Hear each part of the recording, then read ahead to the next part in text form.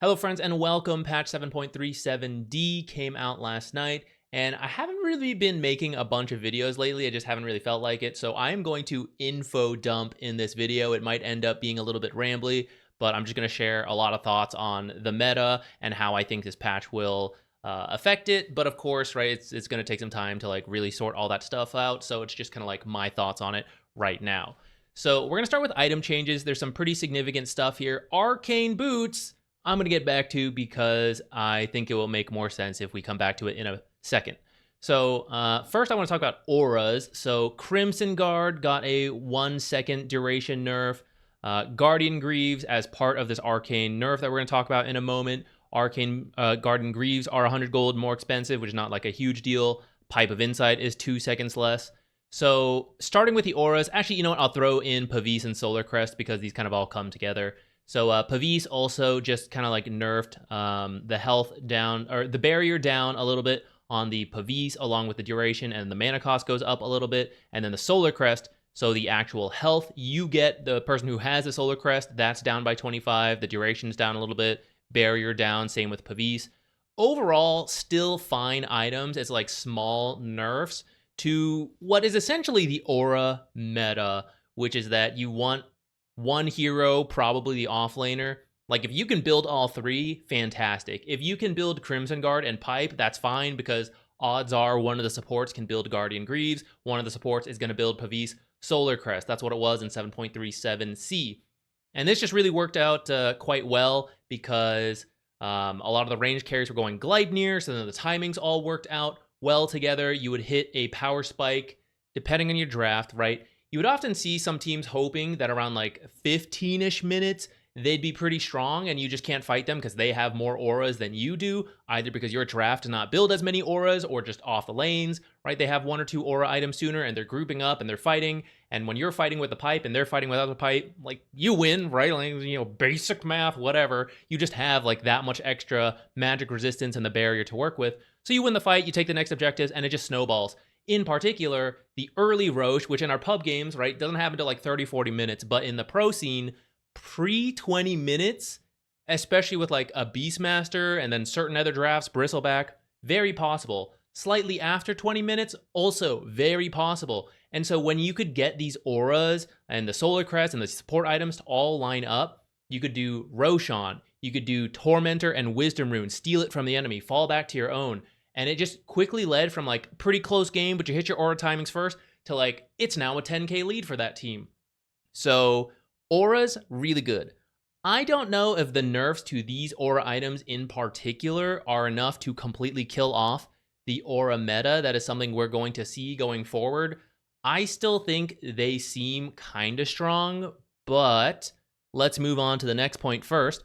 Bracer, very popular item. It's no longer going to double its bonus. I don't know why they put it on its own like this. Null Talisman and Wraithband aren't going to do it either. So these are all meant to just be early game items that I think might actually need to be buffed a little bit, since a big part of the reason why people built these items is like, okay, it's decent now, and it will be good later at 25 minutes. So you'd see a lot of people buy like 2-3 bracers and then just work on a really expensive item, such as a support building Guardian Greaves. All your gold is funneling into that one item. So it's okay to have like 2-3 bracers, maybe one gets backpacked for a bit, but you finish the Guardian Greaves, all your items and your money is in one slot, and then the bracers just like fill everything.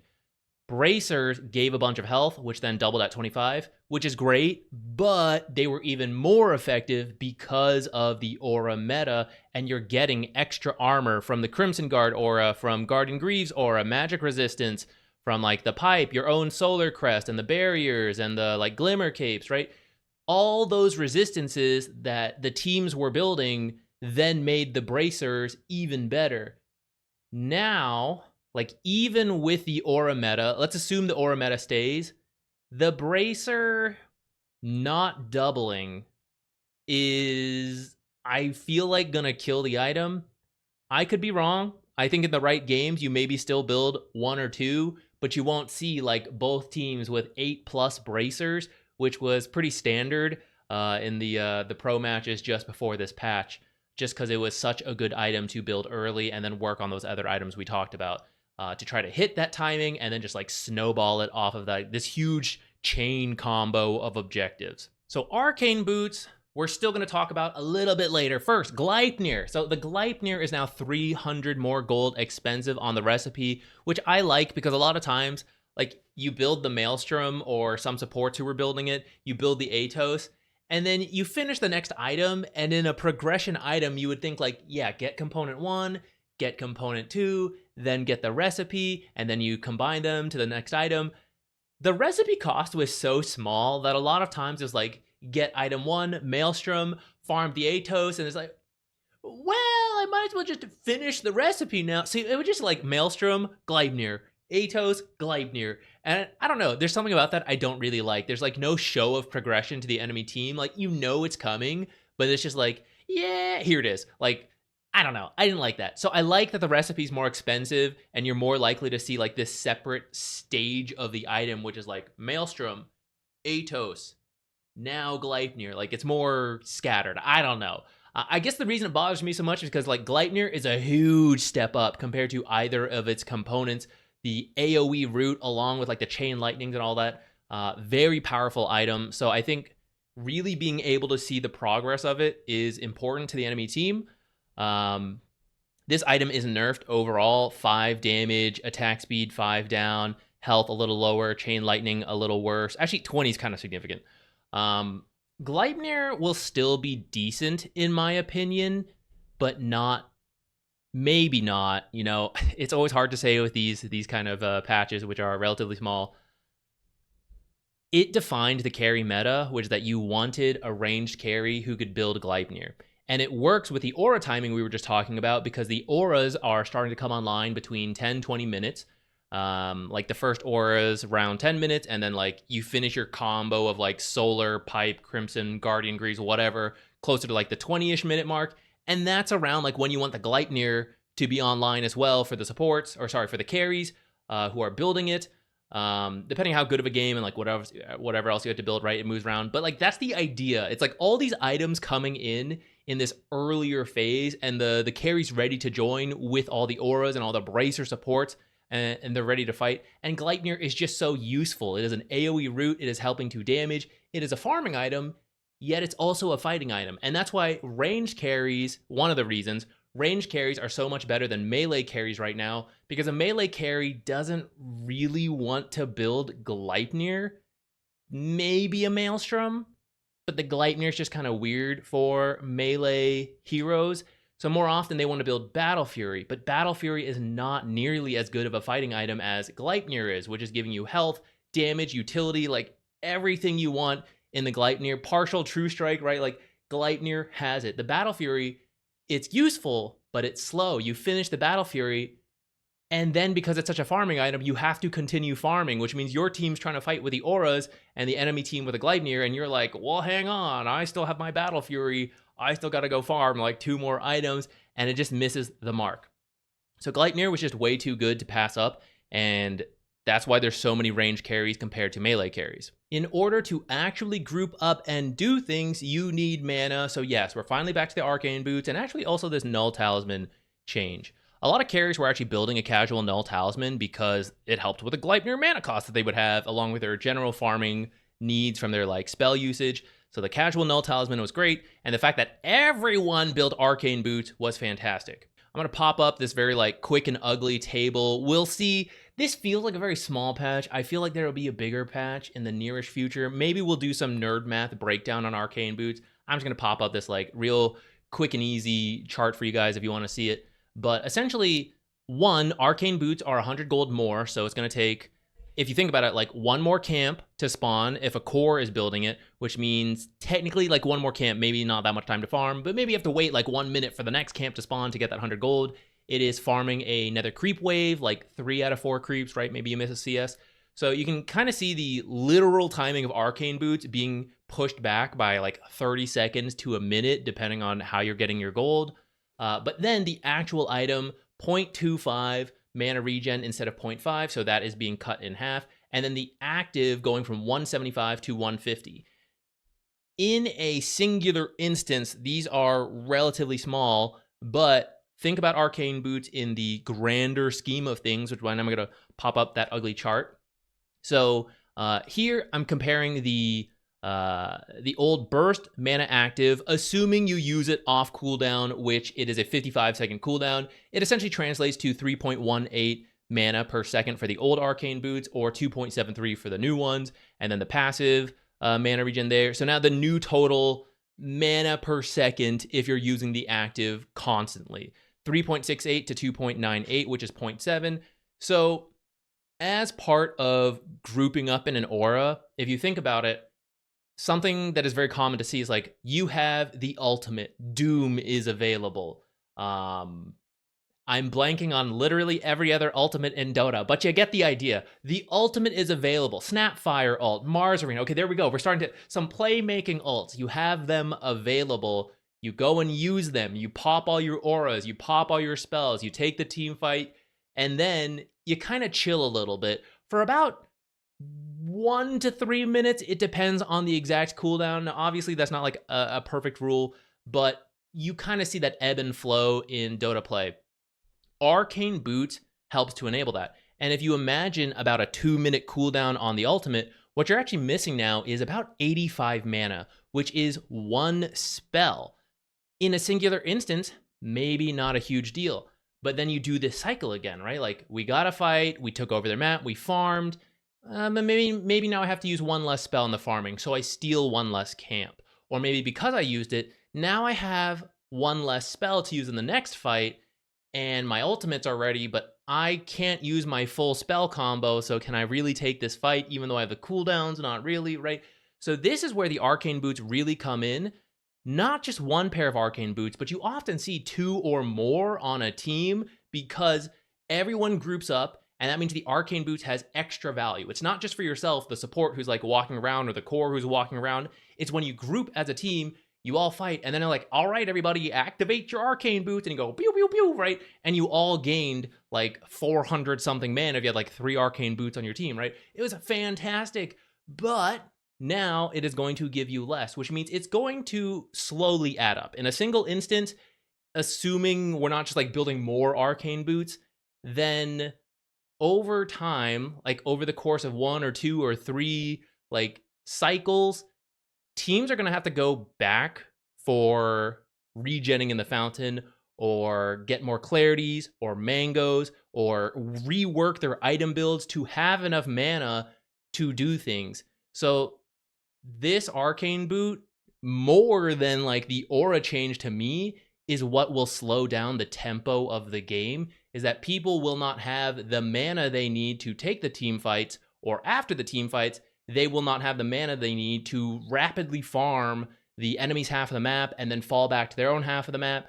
So the game is slowing down just because we don't have enough mana to do everything, if you need mana to do all that. So some heroes didn't really have mana issues, either based on their build, or just they don't really need mana. They're like more health oriented, right?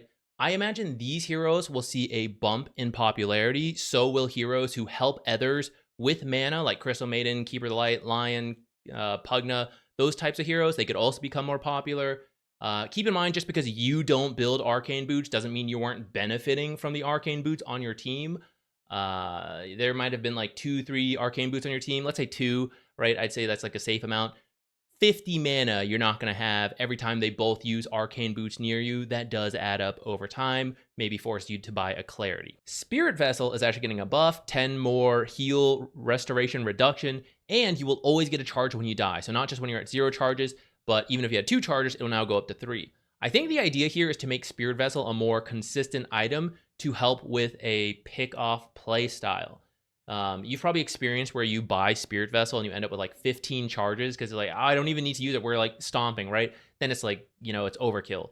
Then there's the games where it is terrible for you. You can't get any kills. You needed the Spirit Vessel because there's like a Huskar, but then you guys are getting absolutely dumpstered, so you barely have any charges. You use the 1 charge on the Huskar, and then he didn't die, and it's like, well, now I have no charges again, right? Like, it was just terrible.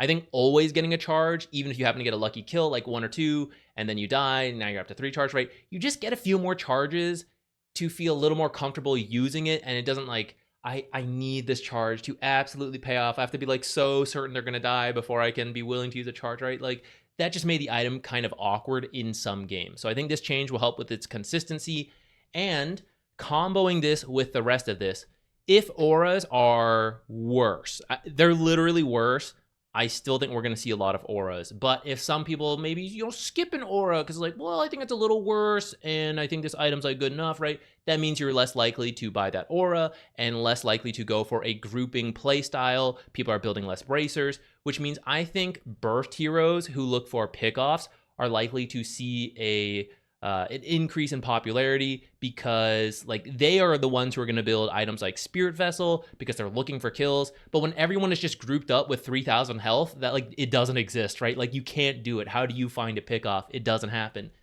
So I think that's kind of the idea of this Spirit Vessel buff amidst the nerf to various auras. And with that in mind, I think you're more likely to see people buy raindrops because it will help with both of these changes. One, the decrease in mana available to you, the raindrops will help out. But also, if there are more burst heroes like Queen of Pain, for example, and Bracer is no longer as tempting to buy, you could buy raindrops to help you survive at least a couple of those early ganks.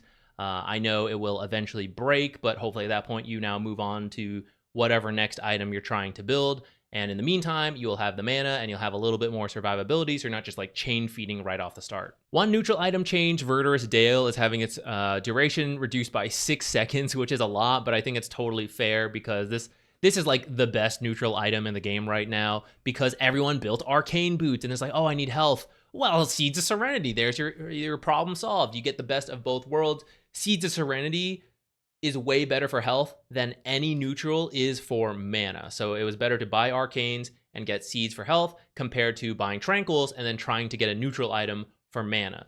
I think this is a very well-deserved nerf, especially because what you'd see a lot at the pro level is like several pairs of Arcane boots on the team, several pairs of Seeds of Serenity, and so in these early fights, you're grouping up, you're doing things, and it's like pop, pop, pop, Arcane boots, Seeds of Serenity, we all heal up while we push the tower. Okay, now we fall back to defend our tower, pop another Seeds of Serenity. It's just like, it was just comboing too well, so I like that it's being nerfed. I still think you're going to do it. Like, it's just that good of a combo. I still think you're going to get Arcane boots into Seeds of Serenity for quite a lot of heroes, but the fact that all of this stuff is being nerfed might open the window that it's okay to do other things, that maybe you're not an aura building hero and you have a window. Like, it'll still get tough once they build auras and you don't, but if you have a window to get some kills and push yourself further ahead and their aura timings are slowed, right? Like, that's your window to win, and that's the idea behind these nerfs. I don't know if they're quite enough, but I think this Arcane boots will be the key to whether it is or not. All right, that's a whole bunch of talk for just a few item changes, but I do think the whole aura plus bracer itemization was a big part of defining the meta. So I think the fact that it changes is pretty meaningful. And even without any actual hero changes, remember, if the aura meta does drop off, or maybe it still exists, but it's just slower. For example, the Arcane boots change I was rambling on about, right? If the game is being pushed back 2-3 minutes, however long, right? That does help the hyper scaling heroes who didn't want to join in on any of these early fights and wanted to scale really late. A lot of like the classic agility cores. So the game slowing down is an indirect buff to those types of heroes. So let's get into it. Anti-Mage could be one of those heroes. I'm not really sure if this facet being buffed like this is really what was holding this hero back. I think it is more the tempo of the... You guys know the classic Anti-Mage sits in the jungle for 40 minutes, right? He did not like grouping for the auras. So that was kind of his biggest issue, more so than any buffs he's getting. But at level 10, they are going to give him 3 health regen, which maybe that helps him with the jungling speed. I don't know. I'm not really an anti-mage player, but it seems kind of like, meh. I don't know. We'll see. Bat Rider, so they're going to change his level 20 talent. This is not, to me, a massive deal, just because level 20 is pretty late into the game, and at a lot of levels, the game is decided before level 20. Like, not every single one, but I feel like this is a smaller change in the grand scheme of things. I think Batrider will still be relatively okay. I'm not actually sure if this is a buff or a nerf to Beastmaster. So Primal Roar stun duration is actually going up by 0.25, so that's obviously a buff. Drums of Slum is being nerfed from 25% to 20% on healing against heroes, so that's a nerf. But the part that I'm not sure on is that Pipe actually got nerfed, and Beastmaster lately is not really an aura builder to start. He wants to go Ags, Blink potentially, or at least Ags and then an aura, which is slower than another offlaner who is just going straight into the auras. So there's like this tricky timing for Beastmaster where you need to finish the Ags and get stuff done with it before they build a bunch of auras. And then if you're having a good game, you can do that and then build your own auras to match. But if you were struggling and they hit the auras first, then your Ags was just a lot worse because they popped the pipe, you're not healing while it's up, right? It was just very sad. So if Pipe is nerfed and becomes less popular, that's actually really good for Beastmaster, who didn't want to rush an aura and just wanted to be greedy, farm his Ags, and then maybe he would build auras. But actually there were a lot of games where he wouldn't, right? Someone else built auras and he built like Blink into BKB, stuff like that. So I'm actually not sure if this ends up being bad for Beastmaster, and in fact, I think his win rate went up just a little bit, but of course, pub win rates are very different from what we eventually see at the pro scene, so we'll see about that. I do think the Arcane nerf is a little bit annoying for him because he does want to spam spells, and then, this talent is buffed a little bit. That's kind of like whatever, since I think everyone goes for the left talent. There's one more thing I was going to say about him, and now I can't remember. Oh yeah, Spirit Vessel got buffed, and if this gains popularity, right, then it's easier to finish a Spirit Vessel to counter the Beastmaster heal as opposed to the Pipe. But of course, Vessel is a reduced heal compared to the Pipe, which was blocking the damage, so he wasn't healing off of it. We'll see. But at least it's another counterplay versus him. I think he'll still be a perfectly fine offlaner. Bloodseeker, whatever, man. I'm not a Bloodseeker player, so maybe this is more meaningful than I know, but who cares? 25-0 mana cost. Well, Zach, Arcane Boost just got nerfed. Like, yeah, I guess, but like, what is the guy even using mana for, right? I don't know. This feels like a weird change. I don't really know if it's enough for him, though he's another hero who maybe didn't love everyone grouping up and having infinite health, so that change is kind of good for him. Bounty Hunter, I'm pretty excited on. I don't know if I should be, since it's 10 more damage to start. Max level, it's actually 5 damage worse, but I don't think that matters as much. I think Bounty Hunter is a hero who wants to roam and get kills early, and you're also leaving Janata low level a lot of the times, especially with the facet through and through or something, whatever it is. A lot of people are maxing Q. So value on the level 1 point in Janata is good for him to have a better laning stage, and then that frees him up to potentially roam more. And if items like Spirit Vessel are better, or if the aura meta drops, right, on paper, Bounty Hunter wants to fight a lot. So it's like, doesn't he like this? Yes, but it's hard to find pickoffs like Scout with Invis when they're always grouping with auras. A pub game, like, whatever, right? Bounty Hunter was fine the whole time. But at the pro level, it's very awkward. So I would love to see Bounty Hunter rise up. He is one of my favorite heroes. This may not be quite enough. It's more of like how much the aura meta sticks around or not. Chen, I think this is a pretty minor one. I can't even remember the last time I saw a Chen with an Aghanim Scepter, so whatever. Clockwork, I am sad about this one. Expanded Armature is getting nerfed again, and essentially it's just way harder to hit people with multiple cogs.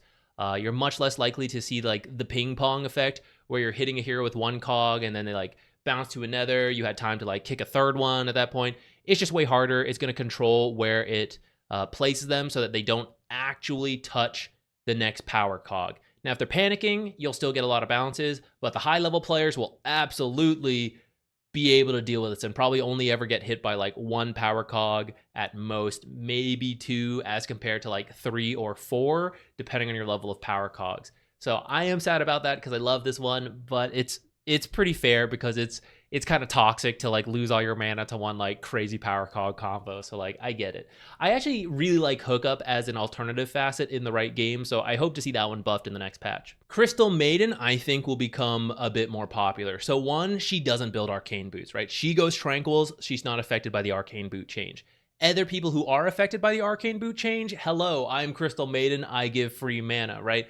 I think that'll be really nice for the team she's on, at least at the pro level where they're still trying to play this fast tempo and need the mana to do so. Crystal Maiden could be one of the answers to it. She is naturally tanky because she has the talent, 200 health. She could build bracers, but honestly, if you don't build bracers, a lot of items that she builds anyways, like prior to this whole bracer shenanigans, she ends up quite tanky on her own already. So I think she could be in a good place, especially if the heroes like Queen of Pain, the mobile burst heroes who were sad that everyone was grouping, and now they're like hoping to just like find targets on their own without 3 bracers and just kill them. Crystal Main's actually really good at locking those heroes down with Frostbite and Crystal Clone. So I'm actually pretty hopeful for Crystal Maiden. I'm going to be playing her. I think it'll be pretty good. It's a pub game anyways. Like, she'll be fine regardless. Dawnbreaker's getting a buff where her Celestial Hammer is 10 mana less, but I think that's just kind of balanced out by the Arcane nerf. But other heroes are being affected by the Arcane nerfs, and they are not having spells with their mana cost being reduced, so it will be good for her. I think this hero didn't really like to build auras as an offlaner, and she wasn't really popular as a support, so just the fact that auras might drop off might help out Dawnbreaker, who often played as a more greedy core who scaled well just because you had the global rotation in, right? So you would just like farm on your own and then show up. In theory, you could show up with auras, which I'm surprised we didn't see a little bit more of, but I think it was just not really the way she wanted to play, like the way her damage scales off of her actual damage, right? It's like, I'm building auras, I don't really have any of that, right? I think it was just like weird. So hopefully auras drop, because I do think Dawnbreaker's kind of cool, and I'm also kind of bored of auras. Dazzle, they're buffing Core Dazzle, level 15, 20 talents, sure. I actually think if you want to buff Core Dazzle, it needs to be earlier. Like, I've seen so many pro games of Core Dazzle, like starting to win the laning stage and then slip up once and then it's done. Like, the whole point of Core Dazzle's missed. So there's a very small window of execution for Core Dazzle, and it's before this 15 and 20 talent. I think if you've already passed that and you're doing well, then like these buffs won't really matter, but they will in some situations, so I guess it's fine. Death Prophet, base damage increased by 2, and the spirit count is actually going up by 2 in the early levels, which I think is pretty meaningful. I think Death Prophet has some cool facets as well. I'm surprised we haven't been seeing more of her, but I think she is a ranged offlaner, potentially, could be a mid. Support Death Prophet, not so popular anymore, but let's go with like the offlane Death Prophet. There were a lot of ranged heroes, which means you can't really bully them, which is kind of what you want from Death Prophet offlane. Now, maybe you could get a good matchup in the mid lane, but you want that flex value at the pro level. And I also think she just like wasn't considered that good of a mid laner versus the other popular mids, such as like Puck, Natures, things like that. So she wants to bully melee heroes, of which there weren't a ton in her lanes. So I think that's what dropped her off more than anything. If more melee carries become popular, then I think Death Prophet, you'll see her kind of slip in as like a new offlaner who can still build auras, right? She doesn't mind building like the pipe, stuff like that. Doom's Gluttony facet is being buffed. You know, that's fine. Like, everyone went Devil's Bargain for the few hundred extra gold you could get in the early game when you like sell your small items, and then later on like sell Midas.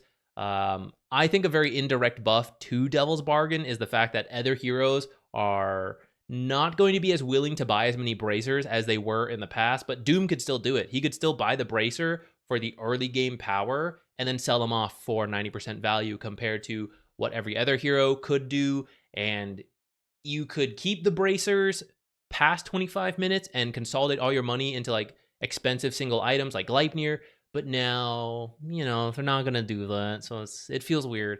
Right, I think we'll see a lot less of those, but maybe not from Doom, except that this is actually pretty big nerf to him. Level Pain, only level question mark Pain, only applies to Doom's attacks, whereas before it was working on spells, and it's a 15% bonus damage. Oh, you guys can see it. 15% bonus damage amp before to anyone lower level than you, which is part of the reason you would build the Midas, not only because it's just like greedy Doom classic, but you get the XP, you get higher level than hopefully the enemy cores, and then you just have like a 15% damage buff versus them. Now, even if you are above them, it's only going to apply to your attacks, which I think that actually makes this this innate ability pretty garbage.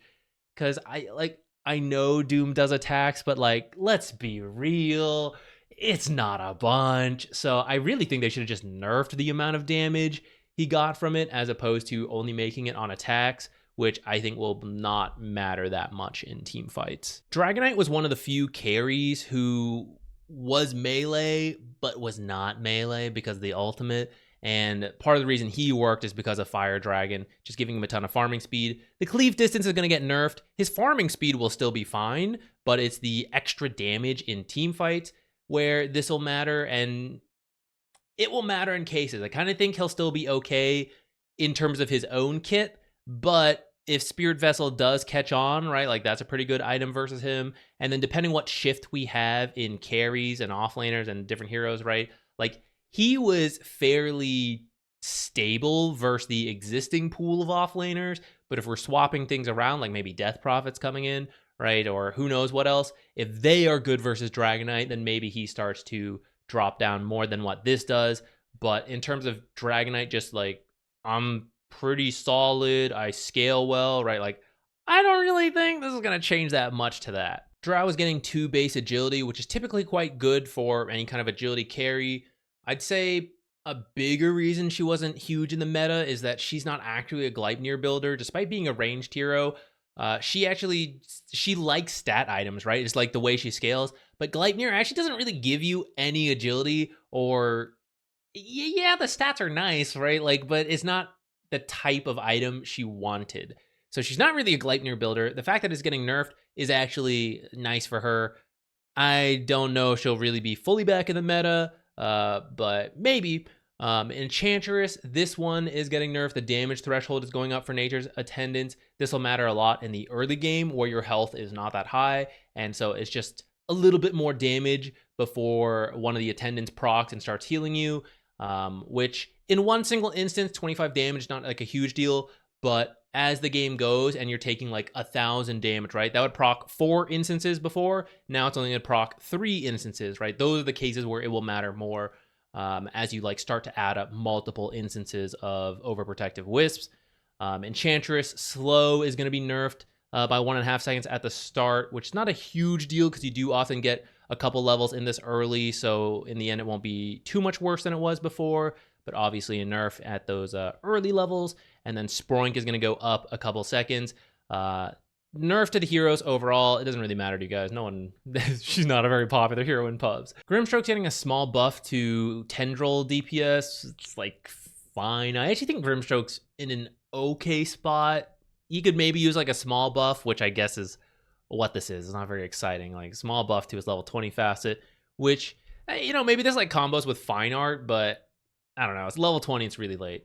Gyro, base damage up by 2. Nice for the hero. Also not a Gleipnir builder. He wants to go Ags, and the way Flat Cannon procs on things, like he just wants raw damage or like agility giving him damage, as opposed to on-hit effects, since the Flat Cannon like extras don't proc on-hit effects. So that was part of the reason he wasn't really meta. He has a couple like okay matchups. Like if you know the enemy is going to take Enigma and they've already banned out a couple of the other things, then he's like fine. But just kind of like wants to rush in Aghanims and then some other items, which doesn't really hit the timing you want for a carry. Buff the Hoodwink Shard, I don't think it matters that much. The reason she dropped out is because they nerfed her Q a lot, fairly, but that was the big reason she dropped compared to other supports. I think giving her a little bit more damage back, like not so much that it equals what it was in the past, but just like she lost a lot of damage when Tree Bounce got nerfed. So buffing just the regular damage, I think, would help her more than this. Huskar, no one's gonna use it. No one cares. Invoker, the numbers on the health regen, the mana regen are being hit quite a lot for Ghostwalk, but at level 1, it's not like a massive deal just because you're not usually using Ghostwalk. But granted, there will be some situations where you're real low and like the one-on-one, and then like the extra regen was keeping you alive. So nerf to that. But once you have a couple levels, like, you know, level 6, you have like 3 in both or something, maybe that's when you're starting to roam as Invoker. I think the numbers look good enough that it will be okay. Invoker, kind of the quality of life buff to Ghostwalk helped out a ton for his ganking. He essentially gets an extra spell because you can now rearrange spells while ghost walking. That's why he got popular. So this nerf is now to kind of nerf him in another way that still enables him to like have that quality of life. So I think it's pretty reasonable. You maybe need to get like some extra mana regen. You can't just like walk between lanes and be like full health, full mana by the time you get back. Juggernaut getting some buffs, 2% more damage on his innate, and then the mana from Healing Ward much lower in the early level compared to late game. But I would say the early level points in Healing Ward are where it matters the most, compared to in the late game where you kind of have enough mana for all this stuff. It's in the lane where you have to choose between Spin and Healing Ward to like win the lane, and so that'll be really helpful. 20 less mana at level 1. Juggernaut, I think, so he could use buffs, but I also think it's just like the pool of heroes, especially a lot of supports that he doesn't like dealing with, such as Shadow Demon and Tusk. Any support that like pierces BKB or Spin in his case, right? Huge struggles for this hero. If he can't get a good ultimate because people are being disrupted, also a pain. Things like that. So I think if those supports drop out, that's actually bigger for Juggernaut in the meta as a whole. In the pub games, if you complain about like, well, Juggernaut's not bad, you need a bigger nerf, he has a positive win rate in pubs. He's like fine. A lot of people liked Kunkka, and I know he had a decent win rate, but actually I feel like I was seeing a lot of offlane Kunkka picked early at the pro level, and I just was not impressed by it. So they are going to nerf him. I know a lot of teams liked him, but I don't actually think he was that good, at least if you were picking him early. I think if you picked him later, like he could be good. I think these nerfs are pretty reasonable. I still think he'll be okay. I think the biggest nerf to him is the 10 seconds on the ghost ship. Lich, I think, will be one of the winners of the patch. So damage reduction at level 1, huge increase. 15% increase. So, or depending how you want to use percentage, is going from 30% to 15%. So 15% like flat increase to that number, but a 50% increase of 30 to 45, whatever. You guys get it. That is big for the level 1 fights for Lich, but also Lich is innate. If you forgot, he doesn't get mana regen. He doesn't care about the Arcane nerf change. He just gets mana in the lane. And if people are buying bracers less, then that's great for Lich, because when he uses his abilities, it's all just like magic burst, especially the ultimate, right? So when everyone has 1,000,000 health and a pipe, he doesn't do anything. But as everyone's health pool drops and they're struggling with mana and he's just like eating the souls of creeps dying in his lane, right? He's perfectly happy. So I think Lich will be a pretty good support. Lifestealer's pub win rate is going up. I don't know if that'll carry over to the pro scene. On paper, I think there are various heroes that at least were popular that he does well against. I think his numbers just like were not good enough. So like small buff to that, great. The support pool shifting a lot, like the Shadow Demon and Tusk being gone. I think that might be bigger for Lifestealer more than anything. Not a huge Lifestealer player, so I guess we'll see. Lone Druid, super strong in the right hands, but not an easy hero, so it wasn't seeing like mass exploitation. The Lone Druid players, like anyone who could play Lone Druid, was just doing really well with the hero, and so you had to just like fully respect ban Lone Druid in those situations. In the pub games, maybe you just never saw this hero, or maybe you just got like steamrolled every now and then by like that one Lone Druid player.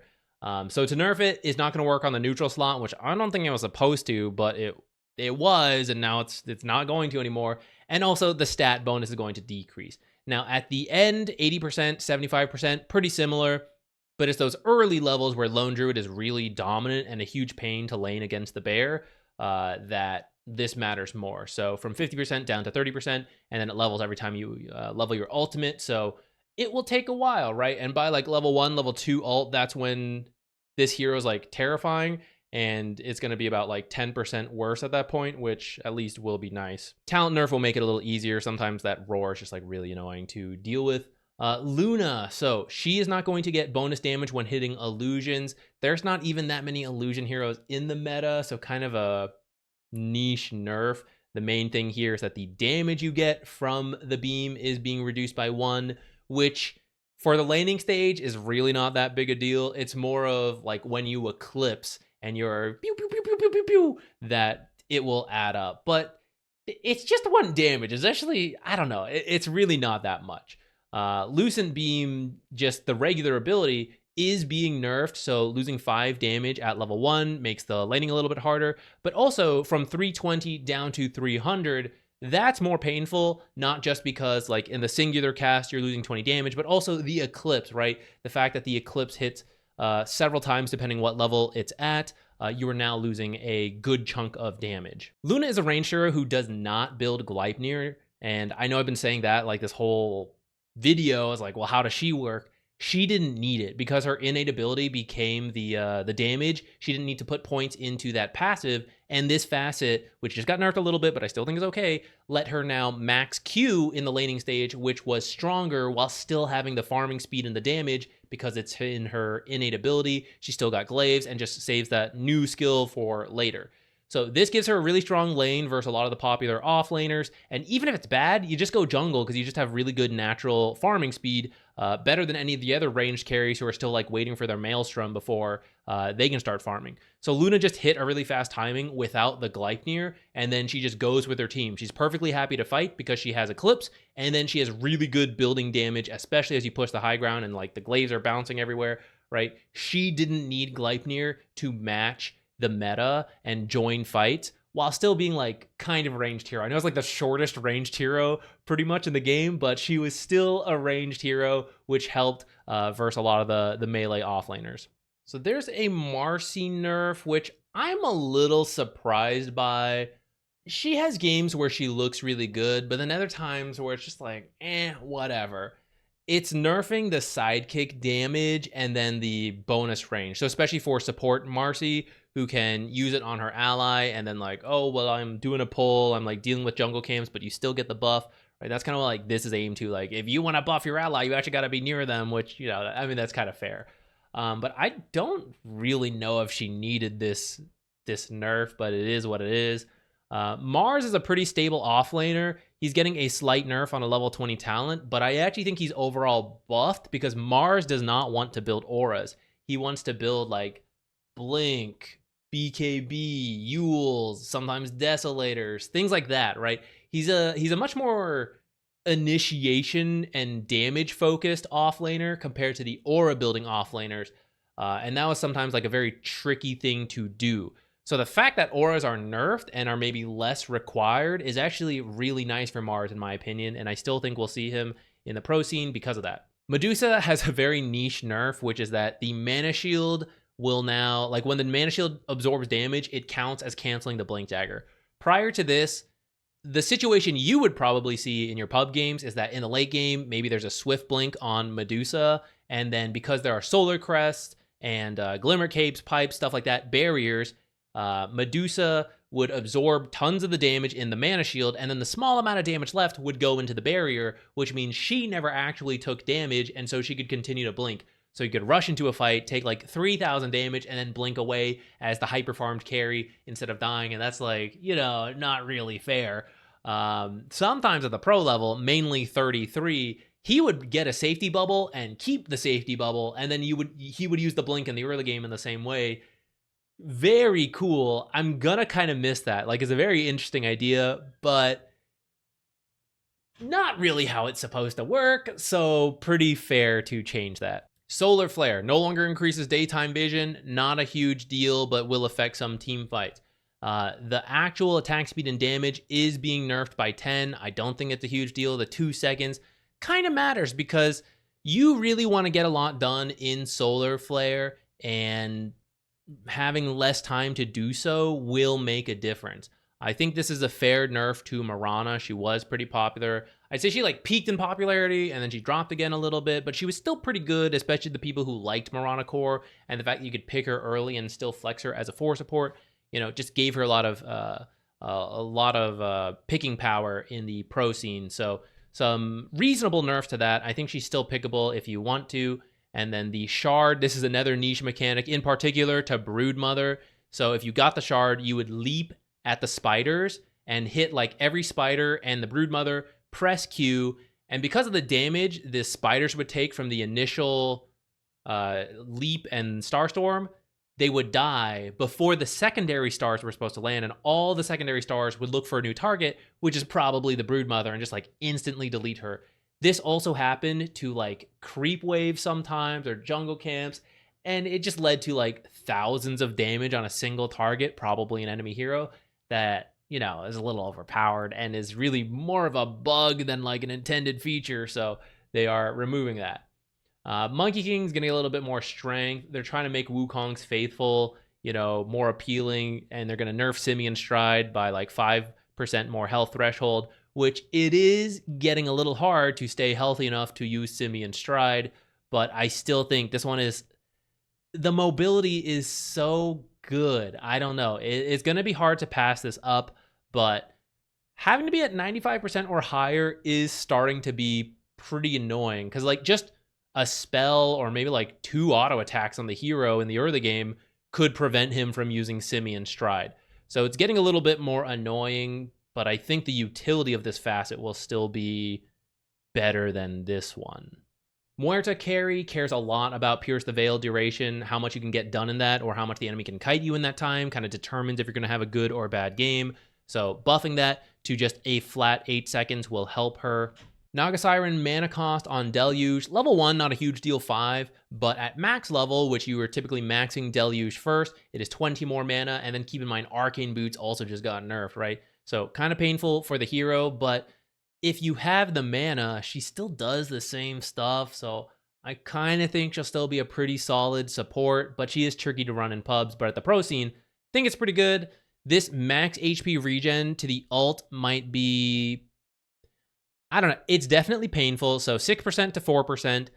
The song lasts 7 seconds, so you're going from a 42% max HP heal at level 18 down to 28%. So that's obviously a big deal. But in the early game, which you're support Naga, probably position 5, so you're not even reaching level 18 till like much later in the game.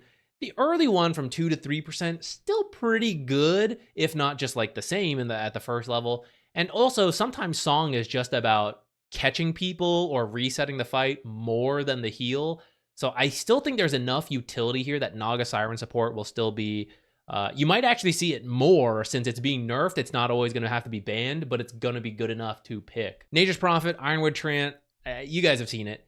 It is being nerfed so that at max level it ends up being the same, but the early levels are worse, and a lot of core Nature Prophets leave this at a 1-point wonder until they finish leveling up other stuff.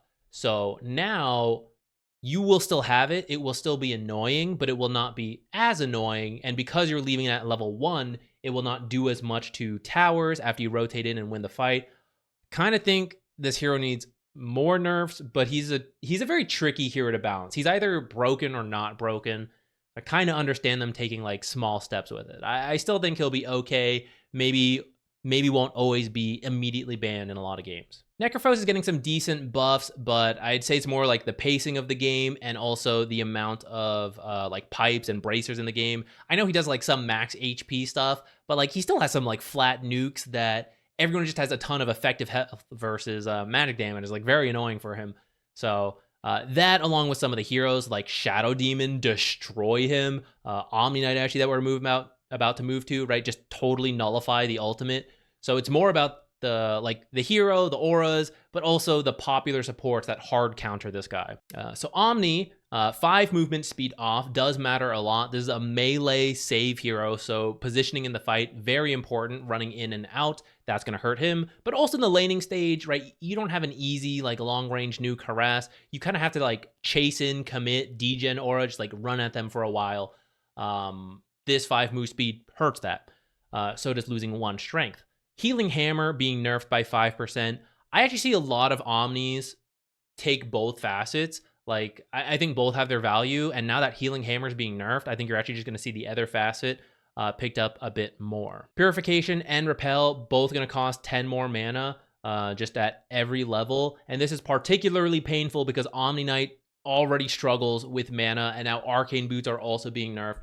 So this whole combination is going to be pretty tough on a hero. His laning stage is not the best, and it's being hurt by the stat changes. And then his mana issues are a pain, and those are being hurt here. So you can probably still play Omni Knight in pubs. The laning stage is not going to matter as much in pubs like this nerf. And mana-wise, you're just going to have to buy something else to help you, like Arcane Boots plus like Raindrops or something. Pangalier's Thunderbolt is being buffed by 1 second. Everyone's still going to take Double Jump. I don't know. The fact that Double Jump didn't get nerfed, I don't know why you take Thunderbolt. I mean, 1 more second on Rolling Thunder is like cool, but whatever. Double Jump is so good. Phantom Lancer. So this thing is getting complicated as all hell.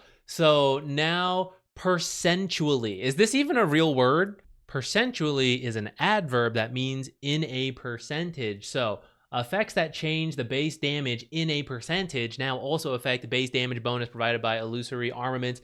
It's just like Vlad's is now going to affect the stuff, and it's getting weird. I don't know. At some point, maybe this will be good. Phantom Lancer and Ether Illusion core hero, their biggest issue is all the auras just coming online and ending the game before the illusion heroes are online. So even if, I don't know, you have to become like broken as a hero to get into the meta. I don't think this will be enough for that, but I don't know. Maybe. I really think it's just the pace of the game that wrecks illusion heroes. Puck, very popular after Puckish got the flat health. I think it was necessary to include the flat health, but it's also kind of ridiculous in certain matchups. You see Pucks like walking under tower to dodge the tower to gain health. So I think nerfing it by a bit is really good. Dream Coil, I think it could actually go further.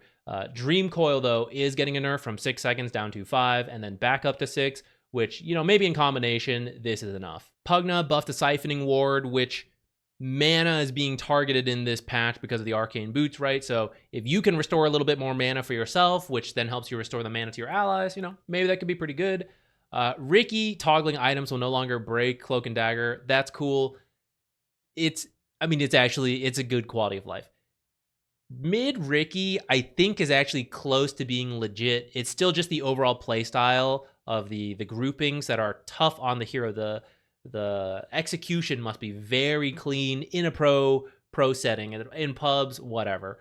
The pro setting, mid Ricky, very close to being good. Depends how much the auras drop out. I know I'm saying that a lot, but that's just, it is what it is. Ringmaster, really good in pubs. I think some of this is still just people getting used to the hero. So if you've learned the hero, you have an advantage, but I still think it's like overall strong. So various nerfs across the board, which I think all are reasonable.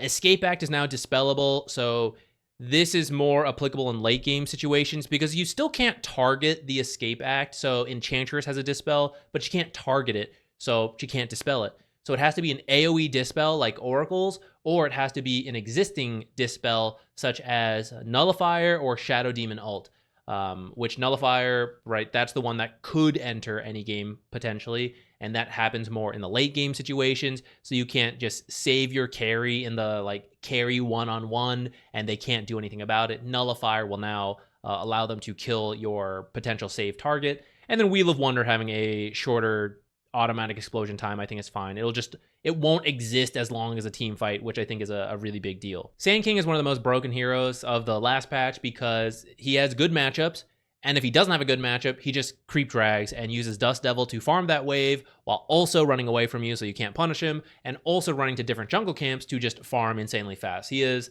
like competing with alchemists for like top net worth, which is crazy. So they're going to nerf the radius. It makes it harder for him to hit like everything while running away, but also the duration. It's harder to have it just permanently up until you have this ability maxed. I think that's good.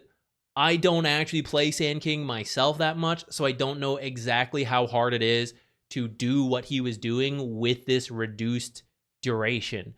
So that's where I'm not sure if it's actually enough. I do think it's a good idea, but we'll just see if it's enough.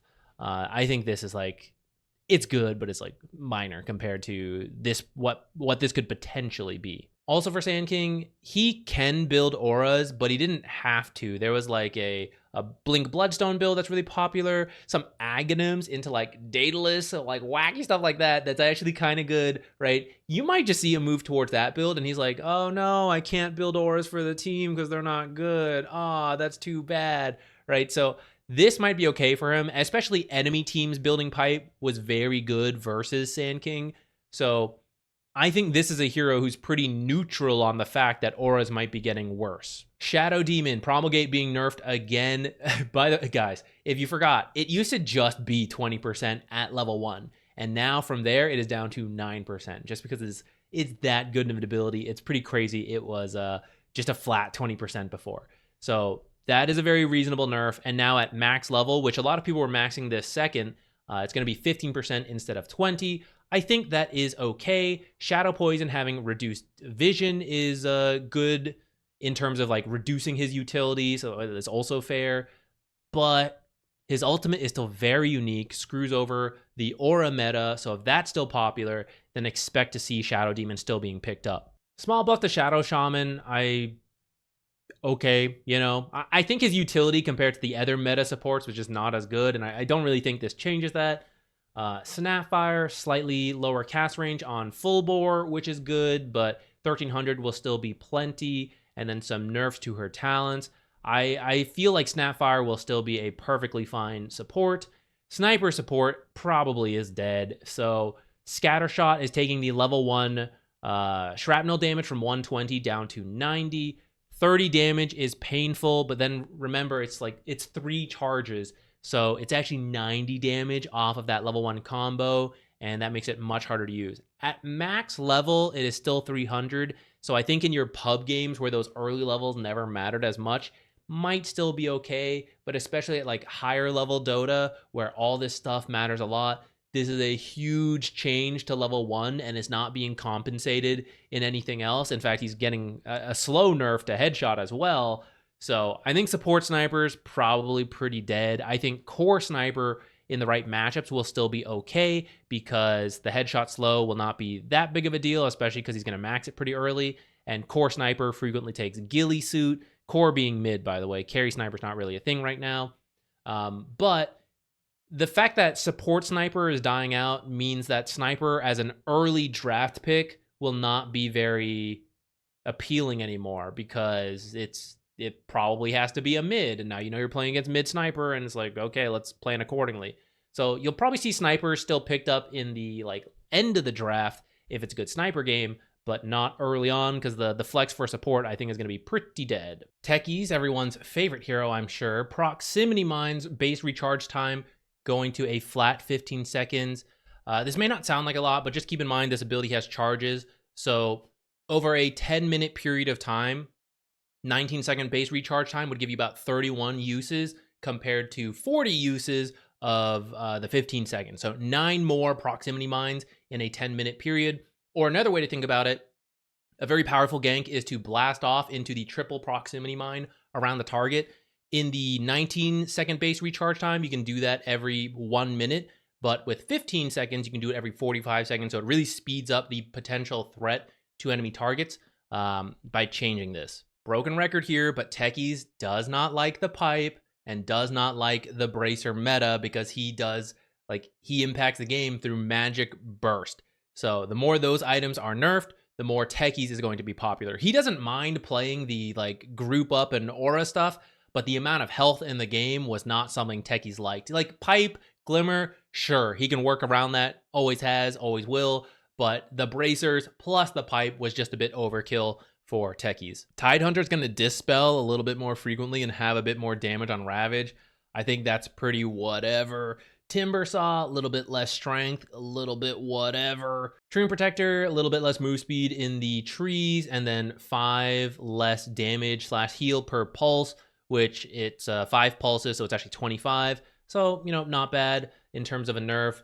This one, now healing the creep by 50% effectiveness. This matters a lot when you're trying to push a lane and you could just heal your creeps a bunch, like essentially give them half their health back when you had this maxed out, which really helped with winning a fight. They all took like a stray AoE spell, so they're all low, but then you leech seed and then they all heal up to full as they push the tower. Very helpful to extend your ability to capitalize off of a winning fight, as well as the auras, right?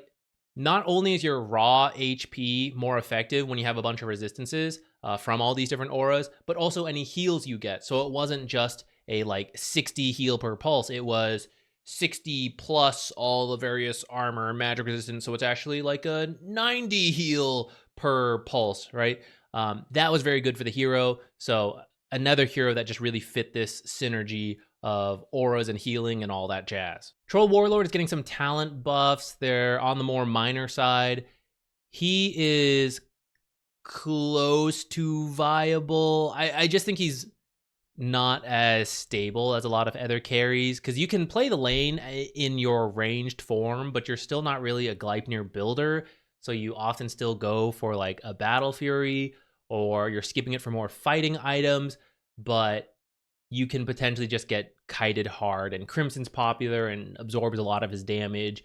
So I still think it's like the pace of the game and that he doesn't have an item build. Like a lot of melee carries don't feel like they have a great item build right now. Yeah, they can follow the stuff they did. It doesn't feel good with like the pacing of the game. Tusk, one of the most broken supports. Slight buff to tag team.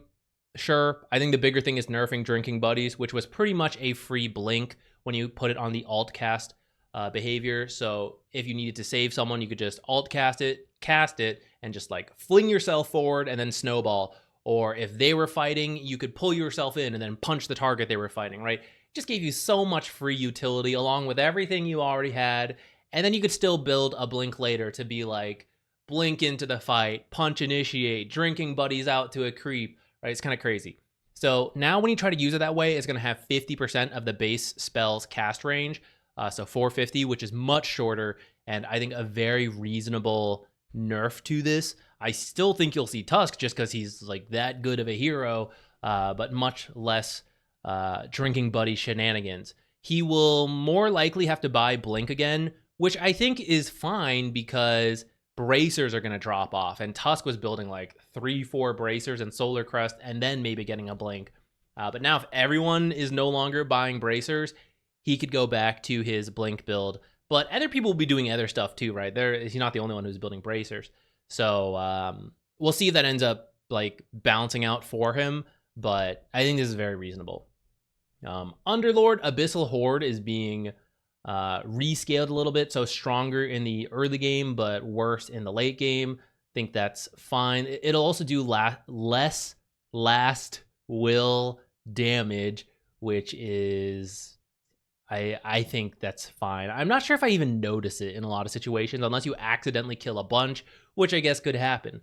Atrophy Aura will also be reduced a little bit. He was just good because he was the trifecta Aura builder. He was happy to build all three and then whatever else. I think that's the bigger thing for Underlord than any of his actual abilities. Vengeful Spirit is getting the most minor of buffs. I mean, kind of not... I know... So 50 to 46 is a 4-second buff, which is like relative to a 10-second buff for like a 110-second spell, right? It's very similar, but just seeing a 4-second buff to an ultimate is like, I don't know, it's kind of funny. Veno Noxious Plague is going to be buffed by the minimum move slow having 15% or being 15% rather than 0. I actually think this could be good for Venomancer because he is also a hero who wants to do tons of magic damage, and when everyone is really tanky and has a pipe and glimmers, it's not great for Venomancer. He wants to kind of like win this war of attrition. So I think if that drops off, you may see more Venomancer being picked up. Visage Death Toll. This thing is ridiculous, but only in the pro scene because no one in the pubs plays Visage besides people who gained thousands of MMR when Death Toll has come out. Extra gold would still happen if the target died before the projectile reached. That's just being crossed off. So you have to properly be in the fight the whole time and then firing soul assumptions to help out to get the death toll. You like have to actually earn the death toll, not like show up at the last second and be like, oh, throw it in, get the money for free, even if I don't do anything else. And then summon familiars. You can't recall while the familiars are in stone form, so there's just a higher chance that the enemies might kill your familiars. Wind Ranger got wrecked by the patch. Whirlwind is just so good because it has a little bit of a slow start, but you're a pretty stable laner, and then you would just use Whirlwind to farm until you reached your Gleipnir. Then you could participate a little bit more, and then you would kind of go like Gleipnir, BKB, Daedalus, and then by the time you get Daedalus and whatever else items after that, you were absurd in team fights with Whirlwind. It was crazy. So they are practically doubling the cooldown, which I think is very fair. You shouldn't be able to use this to just like farm a stack and then go join a fight immediately. Ridiculous. Or use it twice in a fight for how much impact it has. Ridiculous. So 50 seconds I think is a lot more fair. And then just like nerfs. You can't shoot arrows while channeling, which is crazy. There's going to be more damage reduction to it, and it's going to last less time. All very fair nerfs, but maybe a little heavy-handed. I actually think this, like, it really tanked her win rate along with Gleipnir being nerfed. So maybe she'll get a buff in some other way. This Whirlwind Facet was just pretty crazy. And then, like, some consistency change here. Last thing, Winter Wyvern. So just a small buff to Essence of the Blue Heart. She is another hero. It's funny, I'm still not used to thinking her of this way, but with this facet, you do restore mana to teammates. So she could be a hero who gains in popularity as Arcane boot nerf like comes into effect. You're looking for other sources of mana. Winter Wyvern might be one of those, especially if the game does slow down and we see more hyper carry type picks, those agility heroes that are very weak to Winter Wyvern ultimate, because you just make them kill their teammate, and then the heal, immune to physical damage, very good versus those heroes. But at the same time, if because of the reduction in health from the Bracer nerf, we see more heroes like Queen of Pain, this like magic burst type hero, well, those heroes tend to be pretty good versus Wyvern, and then maybe you're not going to have as good of a time. So you'll still have to be a little bit more careful with how you use your heals and your ults, things like that. But only time will tell as we see like where the heroes all fall out. All right, that's it. Let me know what you think of this type of video, except I know it'll be skewed because everyone who prefers the shorter patch analysis highlights, they already left the video. You guys who stuck around for the whole time, you like this long stuff, you're gonna tell me that, but still the feedback is useful. Please let me know. We haven't been making videos in a while, so I just kind of wanted to like drop everything I had kept in my head. But also this type is easier for me than trying to make these like condensed videos, and I just constantly have to redo it. And that's kind of why it was burning me out and I stopped making videos. So I think we are going to shift to this style a bit more, where it is more long and drawn out, but we get to go into more detail and whatever. So hopefully you guys like that stuff, because that's what I will be trying for a little bit. But if you guys don't like it, or it's just not panning out, then maybe you will see a move back to the shorter type content. But as always, let me know, because I do take it into account. Thanks for watching, guys. I'll see you in the next video.